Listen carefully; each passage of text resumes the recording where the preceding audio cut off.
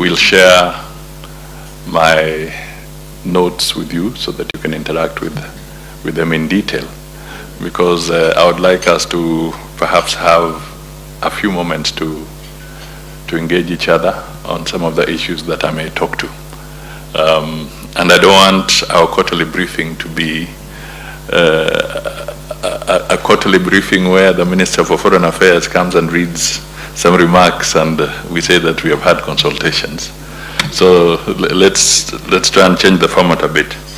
But before I go deep into some of the comments that I want to highlight, I'll want to be able to highlight something about Kenya, a little bit about the regional issues and our perspective on some of the economic and global issues. And then from there we can have a conversation. But there has been a tragedy, as we all know, especially for the people in Myanmar and the Kingdom of Thailand, where thousands of people have lost their lives, and the process of recovery continues to evolve. So if you do not mind, I would like us to just stand in honor of the lives lost following the devastating earthquake in that region.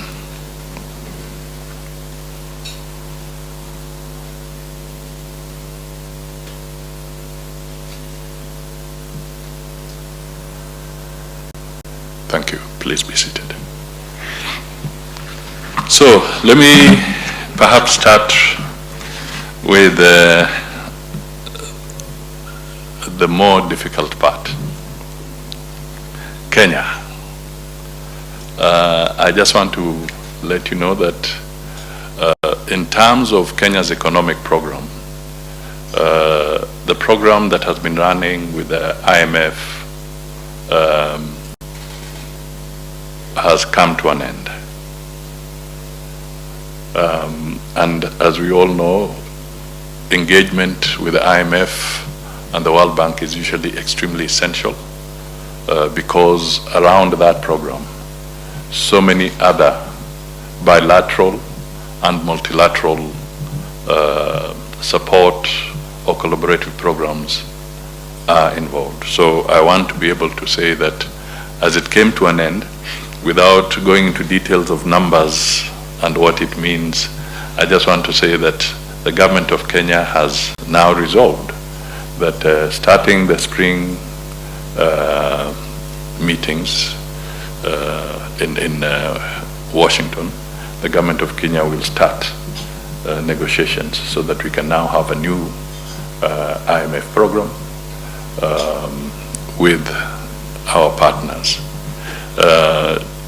The mechanics are usually some initial discussions and then a reciprocal team to come and have the detailed engagement with the various departments. So this is something that we want to pursue, and we hope that through those negotiations we can come to closure and we can have targets that we can genuinely say that this is now a commitment of the Kenya Kwanza government. Because what Kenya has been riding on is a negotiated program that was from the previous government. The merits and demerits of those, again, will be the subject of a debate on another day. But if I just give an example, it means that now if there are going to be targets set in that program, those are the ones that can be validly determined as Kenya Kwanza targets. Because some of the negotiated aspects, whether it was the tax, the debt ceilings, and so forth, were negotiated in the context of the previous program, which is now come to an end, and therefore we now have to engage afresh. And this may also call for some realignment as we go along with our development partners in some of the sectors that you are involved in. And I'm sure there's usually an opportunity even within the framework of these negotiations, for consultations with the bilateral partners that are involved with various programs. So this may call for some realignment. We may have an opportunity during this period to look at projects where resources were earmarked, but maybe there was no drawdown, or we were unable there was no perhaps capacity to actually commit the resources and utilize them. Equally, maybe there were events where counterpart funding from the government of Kenya was not readily available, so certain programs may have stalled. So this will give us an opportunity to start looking at that properly. But I want to underscore that we all know that it is important to have a program so that we can move along together. So that is something that I can just highlight around the economic area. The other thing that I may want to put on the table for Kenya is that we are on course in establishing the IEBC. This is extremely important in my view. And we are doing it in good time so that the electoral body can be in place for the election of 2027. And I would like to invite you to recollect that what is going on is a process that was negotiated under the NADCO framework. And after a protracted legal battle, the courts set aside that process to allow the IEBC to be constituted. But Kenyans being what they are, it becomes an Oliver Twist kind of situation. I've got it, but I still want more.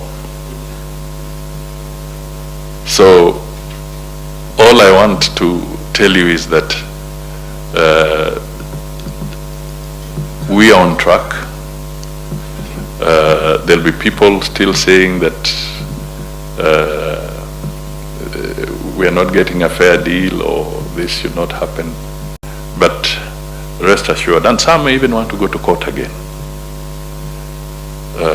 And we need to know some of these could be genuine concerns, but equally, we must also appreciate that there are those who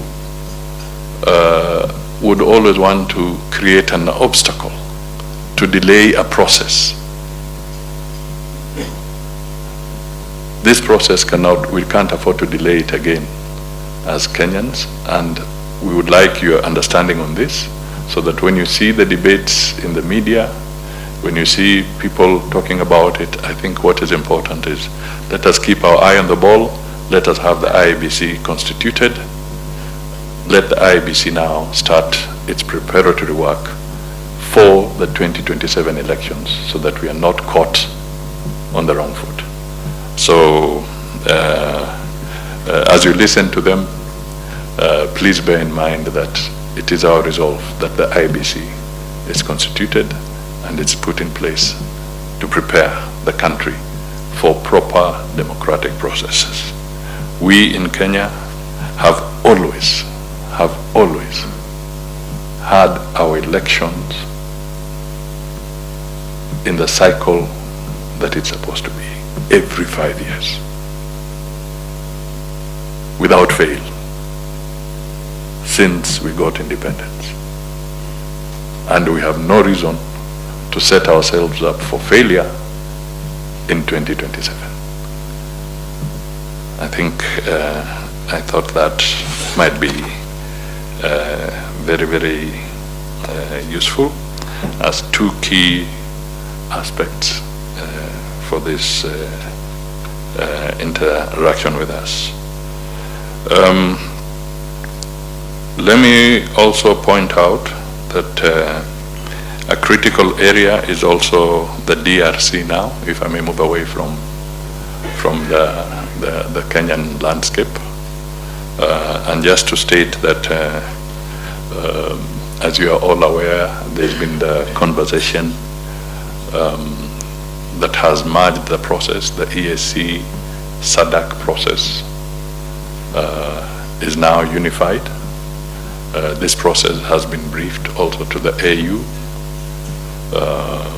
In the briefing in Addis, it was also done in the presence of the Secretary General of the United Nations at the Peace and Security Council in Addis. And indeed, even the Secretary General gave a statement to the Peace and Security Council. Subsequently, the position was also adopted by the Heads of State Summit in Addis.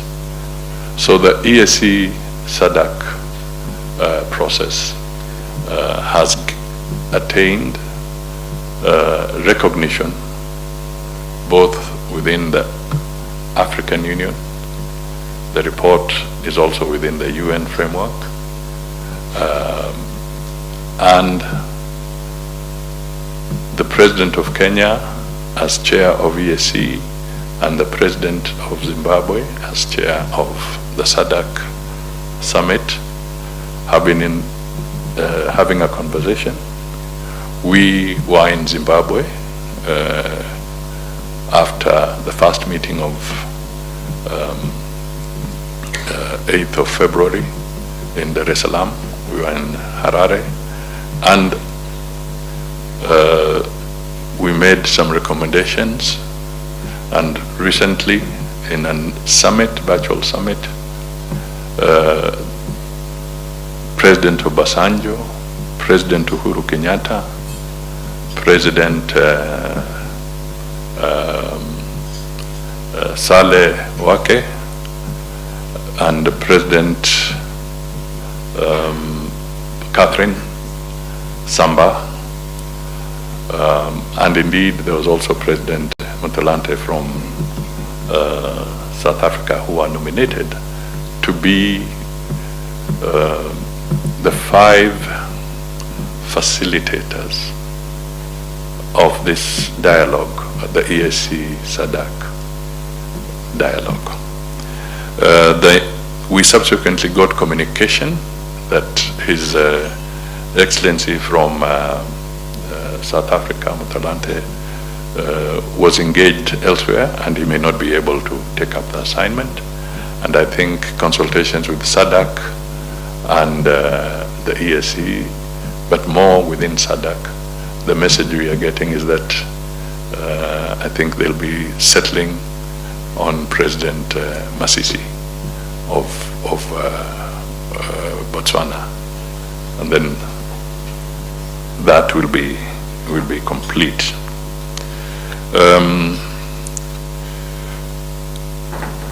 I just want to highlight that I bring this forward to you because the merging was to make sure that we eliminate forum shopping so that we can have one unified process. Therefore, my appeal to you this morning is that as you talk to your capitals, let us encourage the channeling of all the support that may be necessary through to this one singular process so that we avoid duplication. Whether we want to say the Luanda process succeeded or the Nairobi process didn't succeed or vice versa, or Nairobi succeeded, this one didn't, that can be a debate in the boardrooms. But I think what we need to figure out is that time is of essence and this peace process must move forward. From the 8th of February, when the first decision was made, now we have the facilitators in place. What is important is to get the facilitators working, because definitely that is now almost 2 months. So we need to find a way of eliminating protracted bureaucracies within the 2 economic regional blocks, the EAC and the SADC, and all other areas. And in this conversation, the briefing that was held recently by the President, the AU was also in attendance. They were represented by the Peace and Security Council Commissioner, Bankole. So we need to hasten because the situation is not improving until we really get everybody on the table. There have been initiatives that have been reported where Qatar has also invited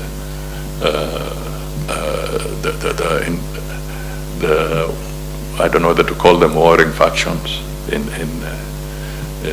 DRC to meetings. But what is important, that they have also come out recognizing the need to support the EAC SADC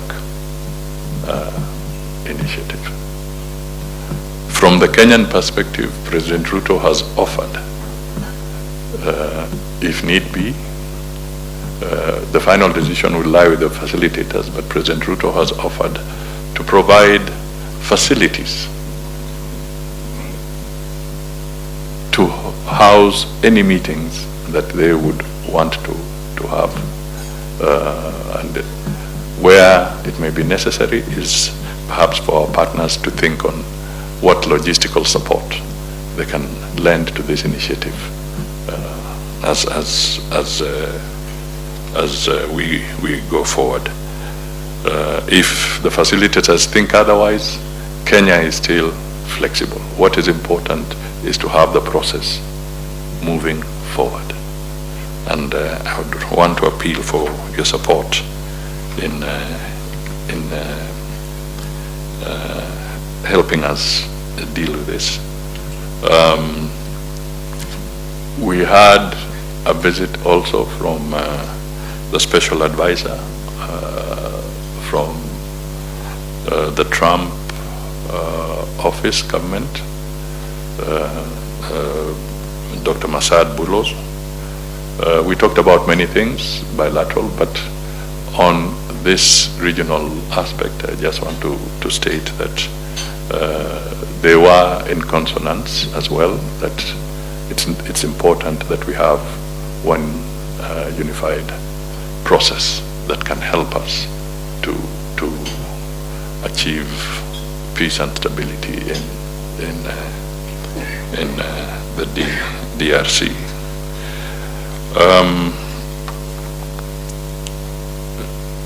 Now let me also clarify a couple of things in the region.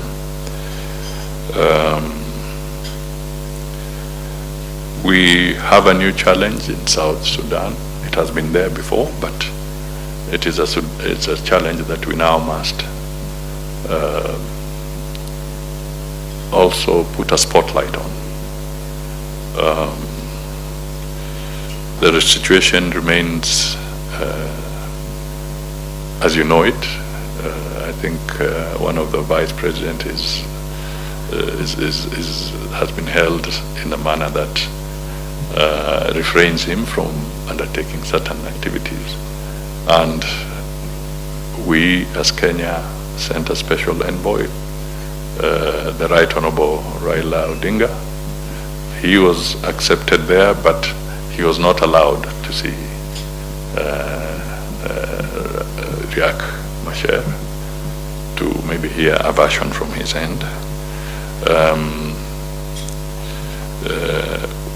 We were destined as Ministers of Foreign Affairs earlier to also go there to have a conversation as IGAD ministers, but the government of South Sudan at the 11th hour sent a message that they were not ready to receive the ministers, so that session was deferred for a later date. Clearly, there was also another delegation sent by the AU, and all the courtesies were accorded, but just like with the Raila situation, that AU delegation, panel of the wise, was not allowed to see Riek Machar either. So that remains a gray area that may require a lot of diplomatic effort, even from behind the scenes, to have conversations with different interlocutors so that we can mitigate the situation in South Sudan. The president was launched the Shirika plan formally at State House a few days. This is the whole package of trying to integrate refugees. It has become a flagship of the UNHCR program, and Kenya has been leading it. So he launched it. But some of the indications as he was launching this is that because of the heightened tension in South Sudan, we are beginning to see an inflow of about 20 or so new refugees trooping into Kakuma on a daily basis. So that, if we don't stem it, could mean the numbers could swell again in that region. So there's every reason to look at it, and also bearing in mind that the pressures that are now evident globally, whether it is support through the WFP or UNHCR in different areas in terms of support to the refugees, with the geopolitics that is taking place, I think clear and decisive intervention will be necessary because the resources may not be readily available to deal with some of the challenges there. On Sudan, let me state very clearly that there was the conference that took place here in Nairobi. I think they call it the Taasisi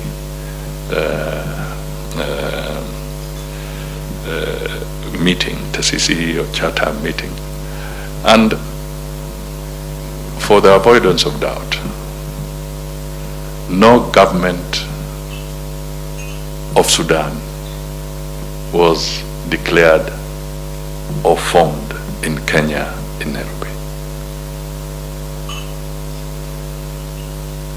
I want that to be understood very clearly, because there has been some misinformation that a parallel government of Sudan has been formed in Kenya. That is not true. And we have had a chance to look at their documentation. There is no such wording of a government being formed in Kenya. And I'm sure some of you may also have had access to the charter that was signed by the Sudanese parties in Nairobi. Please scrutinize it, because there's no such decision. And it's important we clarify this. And I think we need to distinguish sometimes terminology of self-determination. Sometimes self-determination can be seen as fighting for independence and whatever, but in a number of constitutions in the region, the terminology self-determination appears in a number of clauses. I think if you look at the South African Constitution and others, you'll come across this terminology. So in this case, the principle of self-determination should not be misconstrued as if Kenya is facilitating a separatist state. We stand for a peaceful Sudan, unified Sudan, one Sudan, and it is important that they get together. Our issue as a country is that we believe in mediation, and there will be different countries from time to time that may have challenges, and Kenya will not shy away from offering an opportunity for peaceful conversations, as we have done in the past for Angola, as we are doing for South Sudan, as we have done for Somalia. We shall continue to encourage that kind of conversation, but we shall not form governments in exile in Nairobi for other countries. Those must be determined by the people themselves. And the debate for Sudan is that it should not be a dialogue of the generals alone. What about the civil society? What about the political parties? What about the other organizations and individuals of Sudan? At what forum will they be put to also have a conversation about their own country? So it is on this principle that the issue of Sudan came in, but I hope I hope by this comment we set the record straight, and any misunderstanding around that space should perhaps dissipate. Of course, we know they say Kenyan tea should not go there, but that's a trade issue.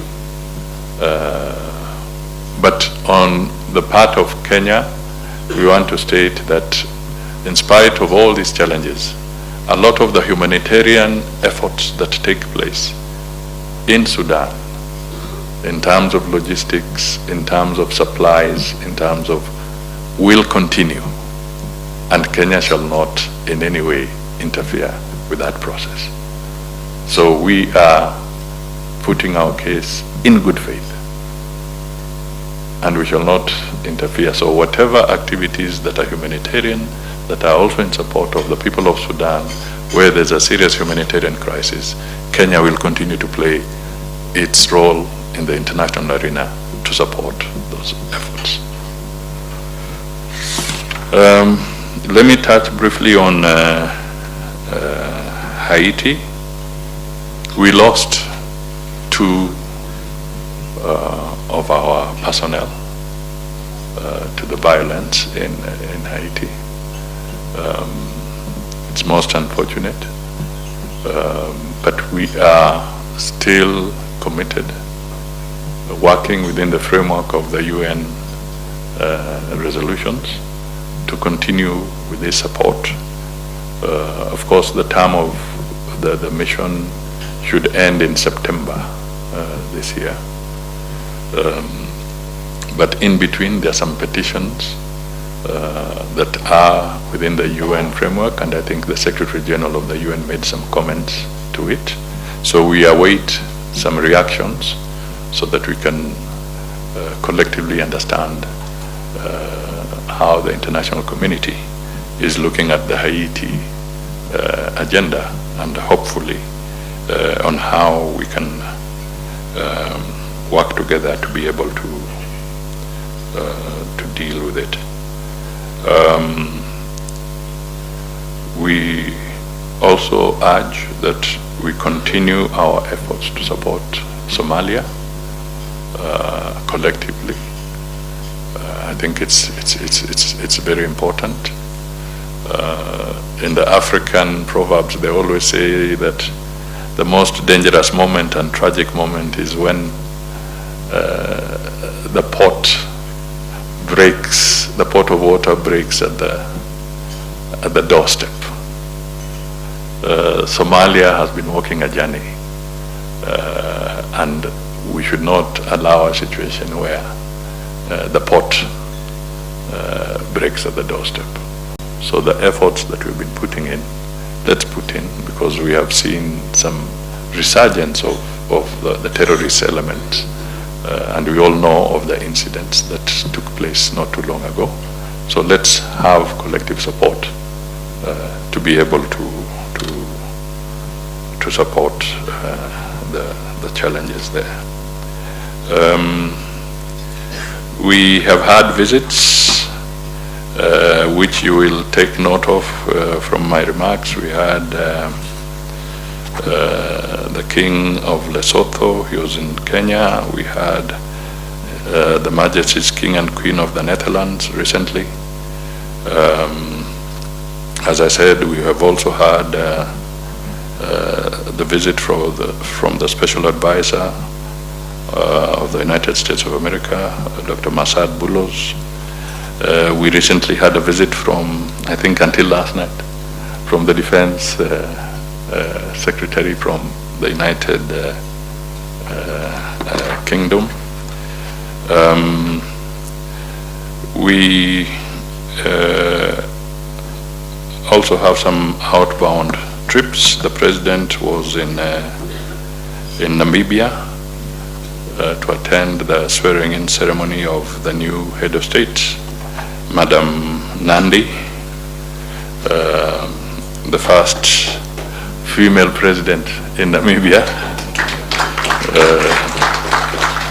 I was there, and I saw firsthand how a general becomes the first husband. Quite an interesting event there. But so that is how the world is becoming.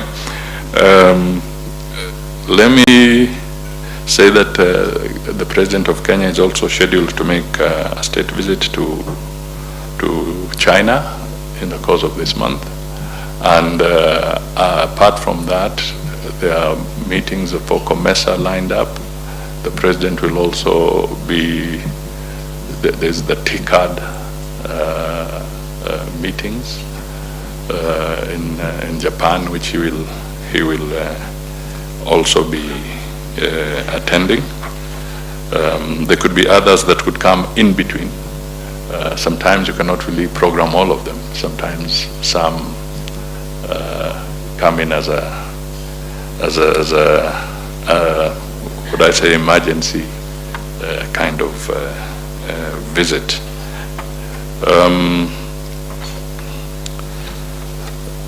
Let me also say that we are aware of the issues around the challenges of the ETA.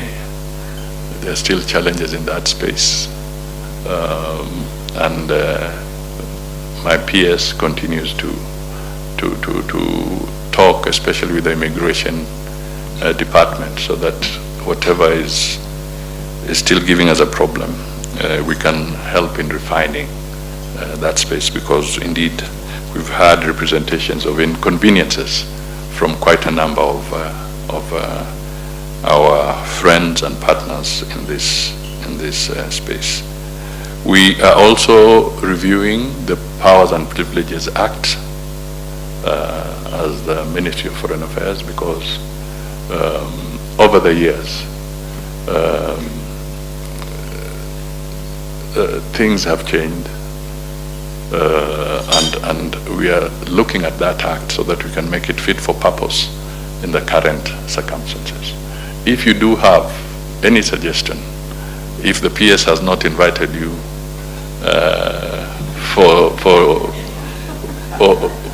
for any contribution, or if he has not solicited any contribution, let me do it once again on the behalf of the Ministry of Foreign Affairs. If indeed you have some way that you think we can improve the Powers and Privileges Act, please send us a short memo specifically highlighting the area that you think needs some consideration. That is public participation. So please, we are ready to receive some comments, some advice, some case studies, some examples. I think it will help us so that we smoothen that space. We have completed the sessional paper, Kenya's foreign policy sessional paper. Remember, we started a journey. We had a policy evolve. That policy was approved by cabinet. It was then converted to a sessional paper which was approved by Cabinet. The sessional paper is in Parliament, and last week, after public participation, the processes, the relevant department for Defense, Security and International Affairs is now doing its final report, and then the sessional paper will now be formally on the floor of the House for the second reading, which is the debating portion. And we trust that there's been a lot of consultation, and this will be a moment for us to be able to say that Kenya's foreign policy, the fundamentals of it, are now available for everybody to understand, to know, and to know Kenya's position on various critical issues. I think I have done well. If I may give myself some self-assessment, but in the process there'll also be some conversations around there's our envoy on matters technology, Mr. Thigo, and others. I would, maybe when we're interacting, I would want him to have a minute or so just to talk about that space, and especially bearing in mind that we just came from the Global Artificial Intelligence Summit in Kigali. So, ladies and gentlemen, that's it. And please enjoy your coffee as we have a few minutes, and that I will leave to the PS to moderate. Thank you so much.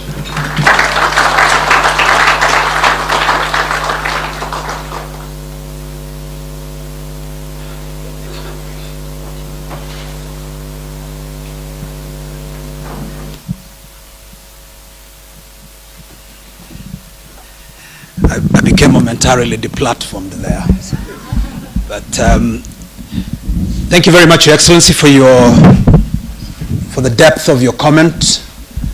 You've given us a snapshot of the state of affairs within the country, the region, and our view of things around the world.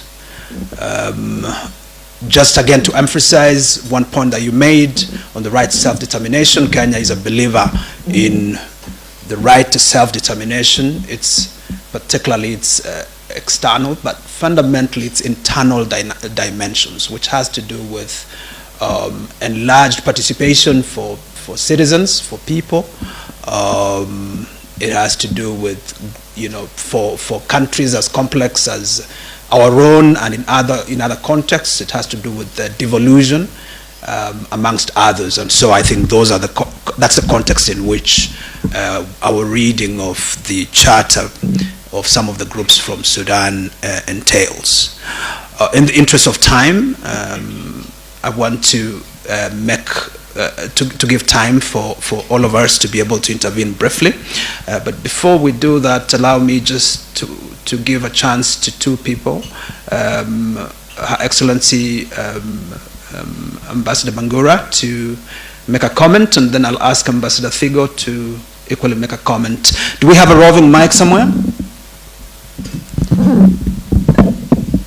Do we have a roving mic? Okay. This will be the roving mic. Let me allow Ambassador Bangura to intervene, and then Thigo, and then I'll open it up to the rest of us. Thank you. Thank you very much, Your Excellency, the Prime Cabinet Secretary and Cabinet Secretary for Ministry of Foreign Affairs and Diaspora. Thank you, Mr. Pierce. Mine is not very long, couple of comments. First, I want to thank the government of Kenya for their unconditional support to UNON, the agency funds and program in Kenya. And I'm saying this not because of what they're doing for us here. As you're all aware, UNON is in a very expansive position.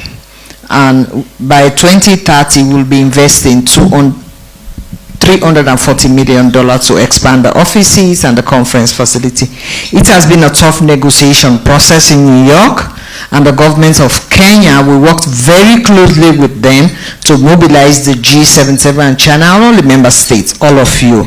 So that for me is important. Secondly, they are working very closely with us to give us the required support that the facility need as to expand offices and conference facility. They've set up an interagency group with all the ministry, water, energy, ICT, infrastructure, to sit with us and ask us, what do you need? Because you have bringing more than 9,000 people, you're expanding the number of offices in Kenya. What is it that we can make to make your stay here easy? Of course, we do have challenges in facilitation, but the good thing about it is that we're engaging on a regular basis to look at each of the problems, whether it's ETA, whether it's visa, whatever it is. So those discussions are ongoing. So I think it's important for us to recognize that they're contributing to making sure our stay in Kenya is actually good for us as UN. Second, I want to thank the diplomatic community for the support to the UN. I say to myself, and I say it in New York, I say, I'm the luckiest DG because of the tremendous support, collaboration, and engagement I'm having with the member states in Kenya.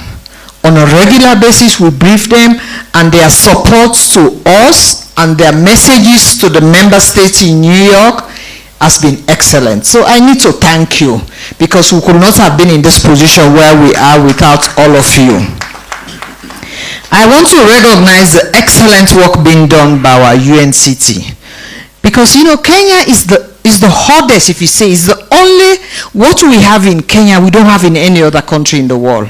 We have everybody, everything that is being done in the UN is in Kenya, other than the Atomic Agency. So whether you have UN headquarters, UN global offices, UN regional offices, you know, peace and support, operation humanitarian development. But most of us are global operation. We actually live in Kenya, but we don't work on Kenya. So we have the team that is dedicated to supporting the government of Kenya, and that's under the leadership of the resident coordinator. So I think it is important for us to recognize and to continue to ask the government of Kenya to continue engaging and working with the UNCT. They are doing a great job, an excellent job. So I really need to recognize and appreciate them.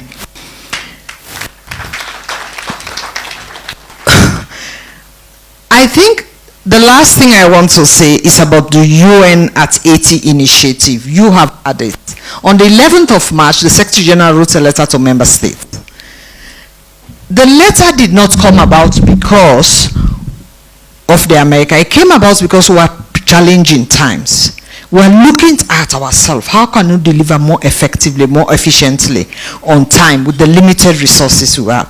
So SG has set this.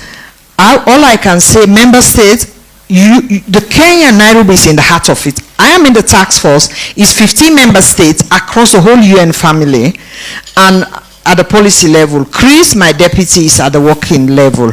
We will brief you. We're having our second meeting today, but as we move ahead with that, I just want to let the member states know we will brief you on what it's all about, how it's going to affect Kenya. We will also talk to the Minister of Foreign Affairs and the government, because this is very critical. You've seen the video, you've seen they are bringing many people. All I can say, we will talk to you. We will debrief you, we'll explain to you what it's about, what action is going to take, how it will affect the UN. But the most important thing, we have to deliver effectively, we have to survive in a very different way.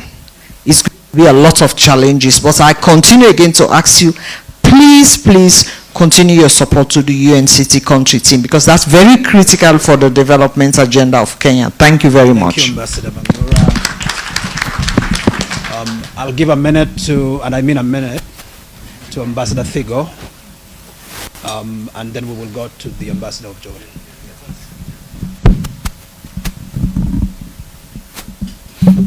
Thank you so much, PS. And if I can ride on already existing protocols, yep. I'll be very quick. Thank you so much, the Prime Cabinet Secretary. My brief is very quick. The Global AI Conference on Africa was held in Rwanda just last weekend. AI stands to add about $19 trillion to the global economy, potentially injecting $2.9 trillion into the Africa economy by 2030. It also has the potential of uplifting about 11 million Africans directly, and so that summit that brought about 2,000 Africans, including diaspora, about 100 AI companies from 95 countries, was a statement that Africa is potentially at the cusp of grasping artificial intelligence and harnessing it for its own development. The announcement that was quite particular to Kenya, and the delegation was led by the Prime Cabinet Secretary, was the establishment of an AI factory in 5 countries: Egypt, Kenya, Nigeria, South Africa, and Morocco. The Kenyan portion of the AI factory is quite significant because for the first time we'll have the most advanced AI capabilities in the region that could be shared with our neighbors.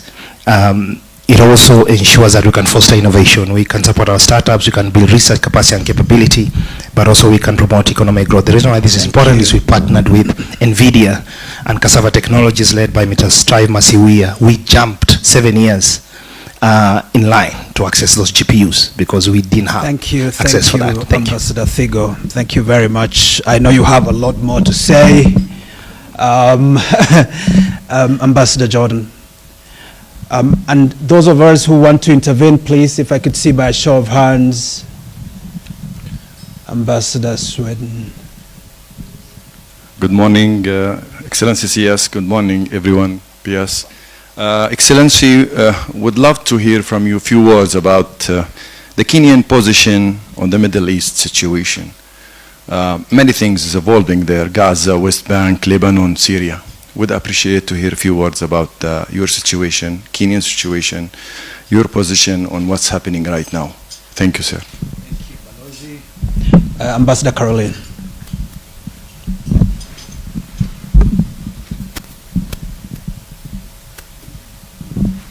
Good morning, Cabinet Secretary, Prime Cabinet Secretary Mudavadi. Good morning, colleagues. This was an excellent briefing. Thank you very much for this initiative. We had, or I hosted my colleagues from all the UN capitals around the world here in Nairobi last week. And it was a bit of a scary experience, I must say, when we had our discussions about how much money is sucked out now out of the global multilateral system. I think that brings us all to think about how we can work better together. And there I would like to say it's of course up to us as donors to do that, but I think we need also those who are on the receiving end to step up their game. And here, for example, in Kenya, I think we had a coordination under the former Vice President, but now the Development Partners Group have not been able to meet for a very long time. And it is really to the detriment of the donor community. We have quite big difficulties to run after different Kenyan parts of the administration. And I would just like to encourage you to try to move this forward so we can, because I think there's a lot of money that has disappeared and much more will disappear in the future. So now we have to make the most out of every crown or dollar or shilling we are dealing with. Thank you. Thank you, Ambassador Caroline. Do we have any other intervention? Ambassador Gan, please.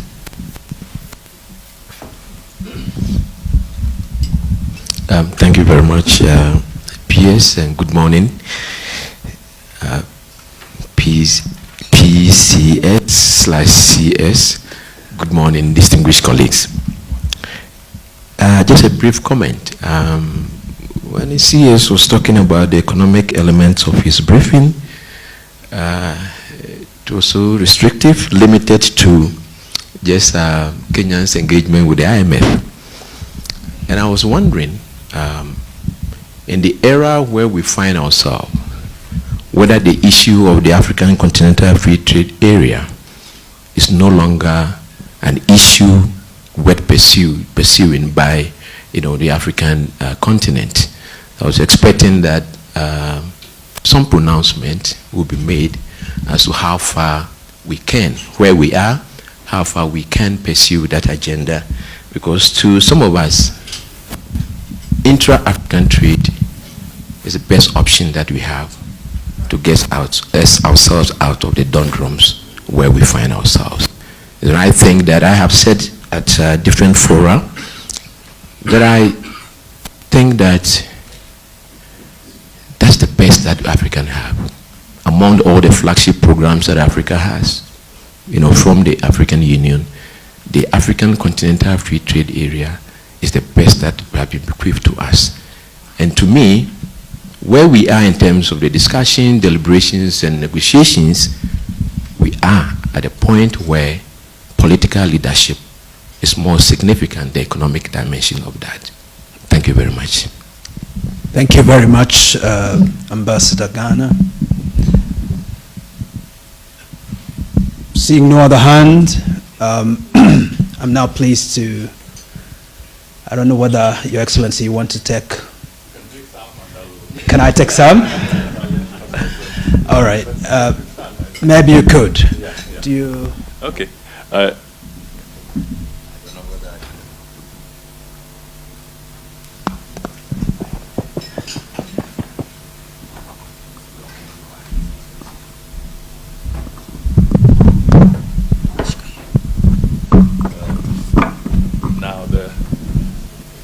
Have that. I've made some notes there, but let me start with Ghana. Thank you, Your Excellency, for flagging it. All I can say is that I did not ignore it. It's actually in my notes. What we are going to circulate, I have dedicated some comments on this very issue that you raised. So we have not downgraded it. And of course, I was trying to look at the element of time. How much can we really tackle here? But you raise a fundamental issue, and I think we have we are all reasonable nations, and we all understand, and the geopolitics has completely transformed. So it behoves on Africa to look at its whole economic and trade arrangements critically, more critically than they have in the past. And the whole issue of inter-African trade becomes important. On the issue of the geopolitics, I think it's important, in my view, that perhaps an urgent meeting needs to be convened by the African Union Commission of perhaps the key experts in terms of perhaps the ministers for finance and the ministers for trade and ministers for foreign affairs to convene urgently so that they can have some conversation around this changing dynamics, how to deal with the issue of the tariffs, its implications across, how do we now really look at our own internal inhibitions, because as much as we talk about the impact of the policies that are maybe emanating from Washington, we also have to look critically amongst ourselves, because even we as African countries, we have been very restrictive in allowing trade, free flow of trade and goods and services amongst ourselves. And I think it is something that we need to look at very, very critically, internally, as much as we'll be looking at the global arena. On the Middle East and Gaza, I think we had pronounced ourselves on this some time back, and we maintain the same position, that Kenya stands for a two-state solution. We are very clear on this, and the trouble that is there, and we all are appealing for an end to it. The atrocities that keep on appearing are heart-rendering, and we would like that to come to an end. As a matter of fact, even for avoidance of doubt, in Kenya's sessional paper, this matter is being pronounced in the sessional paper in terms of Kenya's position on this particular issue. So maybe for the avoidance of doubt, with Parliament seized with it and Kenya's position pronounced there, I hope we shall not have any more questions around what is Kenya's position on this issue. I believe in settling fundamental matters once and for all. And this is one of those very, very important matters, so that Kenyans know and the international community knows what is Kenya's position on this matter. I think the meeting of the international partners and ourselves, I think I've taken your message. We need to quickly have a deeper conversation on that matter. And I do agree with you that we need to rationalize very quickly because resources are going to become scarce. In any case, I think we were already seeing a steady decline on international aid flows. And what may have happened will only accelerate it. And not too long ago when I was in Geneva, I met the people of the Global Fund on Health, and they were actually even appealing. And President Ruto has already he has started making some steps on this to appeal that the Global Fund on Health, the replenishment that is due, that we have a concerted effort to try and at least maintain the support there, because part of it has gone. With the changes that have been announced, we all have to also look at interventions around the UNHCR. I think there was indication that perhaps 40% of their budget could also be affected. So these are genuine issues, and it calls for us to use whatever resources we have prudently and with the most impact where they would go. In fact, one other debate that has been in the papers is the whole debate of public participation in Kenya.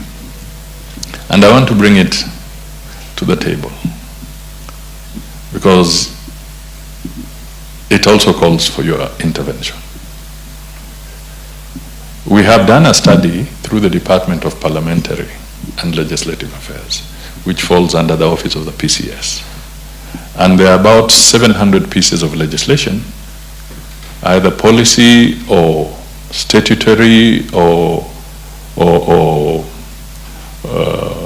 in fact maybe sessional papers in different sectors. And we asked each department, please give us your costing, because we have a constitutional requirement of public participation. But there is no bill for public participation, no legislative. It's in the Constitution, and the AG's office and our office, I think starting from this week, or you'll start seeing some activity around public participation. And we have lost a lot of time, a lot of legislation, because courts have ruled if you didn't do public participation, the law is unconstitutional, you have to go back to the drawing board.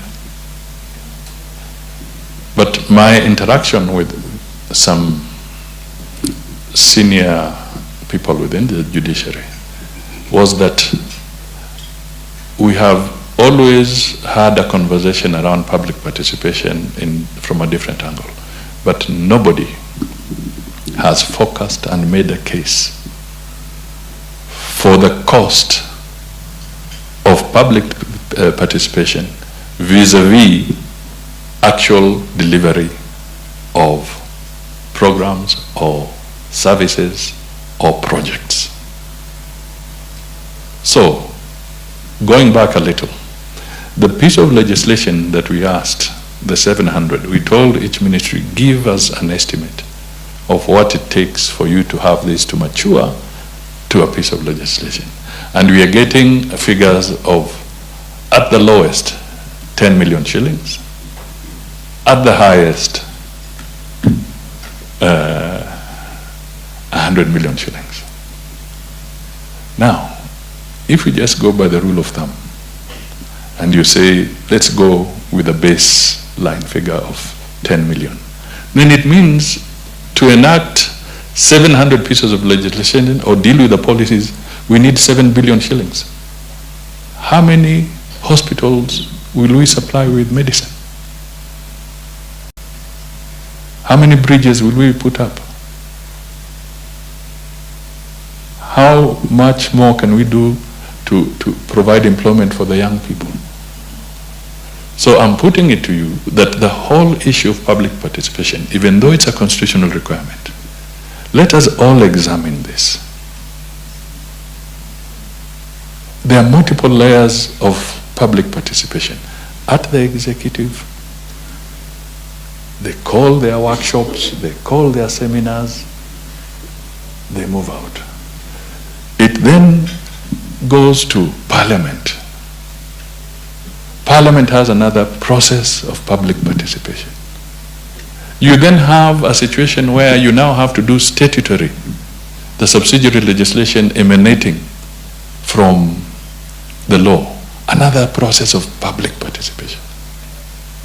So multi-layers of public participation on the same thing. Some by the ministry, then you have to do public participation by the county governments, then you have to do public participation by the state agencies, perhaps revolving around the same issue. Honestly, is this proper utilization of resources for any nation, and particularly a developing nation like Kenya? It doesn't make sense. So without negating the constitutional requirement, I think we collectively can work towards making sense of this so that we use our resources appropriately. And we also ask our donor partners, please look at your portfolio mix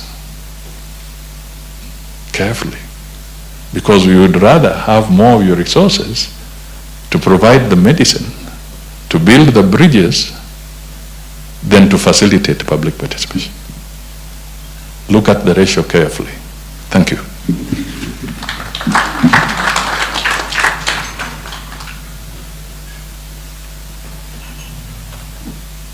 I'll not belabor the point, but I think on the matter of Israel and Palestine, the Prime Cabinet Secretary has stated the position. I think we have noted with deep concern the dire situation that continues to evolve in that part of the world. I think it's known to everybody that we are very close allies to, Kenya is a very close ally to Israel. We advocate very strongly for a two-state solution. But what two-state solution in the face of a flattening of Gaza? How viable is that two-state solution approach? And so I think we are at a very difficult point, even in terms of policy on this matter. But we cannot shut our eyes to the humanitarian disaster and the egregious destruction of life and property. And we are continuing to join the rest of the world in taking a very firm position with regard to some of the violations that we have noted.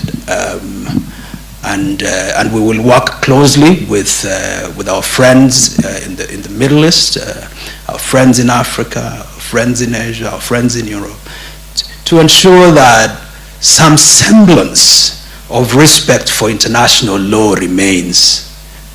Because what's the use then of having all these regimes of laws, that have sort of excluded some parties from compliance? If there is a law, if there is a rule, then we must all comply by it. Otherwise, it's not really a law, it's not really a rule. And so it puts to jeopardy, I think, the entire enterprise of international law and the international system. And we stand, in favor of the proposition that we must defend the validity of international law. And on that, if Kenya has, with regard to international law, Kenya, I think, should be held responsible. If any country flouts international law, I think the validity of that law can only stand if that country is sanctioned. And so I think we are in a difficult place, ladies and gentlemen, and we must, I think we must continue to have this discussion, but Kenya stands firmly on the side of saying that we will vote in support of very clear positions that protect the existence of our people, whether it's the Jewish people, whether it's the Palestinians in the Middle East. So that's a view that we stand for, and we will continue to defend very firmly. I know we've taken a lot of time, but on the matter that Ambassador Caroline raised, I know that our meeting, His Excellency Stephen Jackson, just after this meeting, to be able to precisely address the issue of development partners. And it is true that we are lagging behind in this respect. We had a political process, as you know, that made it difficult for certain things to happen. But I can assure you that we are focused on this matter right now and will address it. And so, on that note, it's not going to be breakfast. I think it's going to be brunch. I think brunch is available, and ladies and gentlemen, excellencies, thank you very much for joining us on this briefing, and we look forward to more in the days ahead. Thank you very much.